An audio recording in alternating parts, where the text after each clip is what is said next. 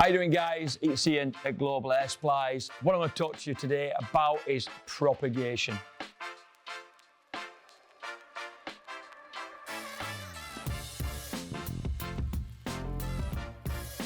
Basically, if you're taking cuttings from your plant, your cutting has got no roots, so it needs to do everything through its leaves. If you don't have a propagator around the leaf, it's going to dry out, it's not going to be able to absorb the moisture through the leaf to keep it alive, and it's going to go and die. As the roots grow into the plug or whatever you're using to get the roots to grow into a media, then you can start to harden the cutting off and start opening air vents. So always make sure you've got a good air ventilation in your propagator for when you're trying to harden the cuttings off. If you're using seeds, drop the seeds inside the cubes, exactly the same. Once they sprout and once they start to get leaves and the root starts to grow, you use the humidity of the propagator to keep them alive, and as they become more established, open the air vents and let more air in, and that's called hardening off a cutting ready for transportation.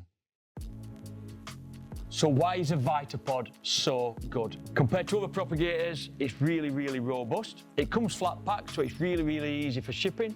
You get the lid, you get the four sides which bolt together, you get the clips which are already built in, and you get the base. The Vitopod comes in heated and non-heated. This is a small propagator. There is a double size, which is basically double the size of this. I like the Vitopod because you can also use it for vegging on. So you've done your cuttings, the cuttings are absolutely great, but you want to veg them on a little bit more. You can buy another set of sides, use the same lid, lift them up, drop this on top. You can keep on going up to 8, 10 sides if you wish. 2 sides is about right for what you're looking to do. It's a great propagator for vegging on after you've propagated. This is the heated version, so you get the plug with the unit. This has to be plugged into a thermostat. All you need to do is get your thermostat, plug the plug in,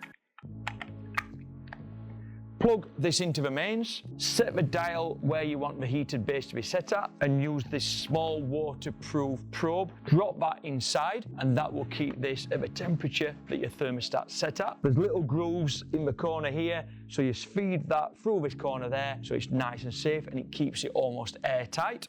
How does a Vitopod impact your cuttings and long-term yield? It just gives you really, really healthy cuttings. That's because you have the vents on the side, like I said, makes it really, really easy to open them up and harden the plant off. Never move a plant directly from a sealed propagator into the room because it will just literally dry up and die. So what you can do with the Vitopod, open these vents, that'll allow air into the unit, drop your humidity, hardening them off as you progress, and literally by the time you're finished, they'll be going straight into your room. The heated base is absolutely great to get the heat in the roots when you start rooting them.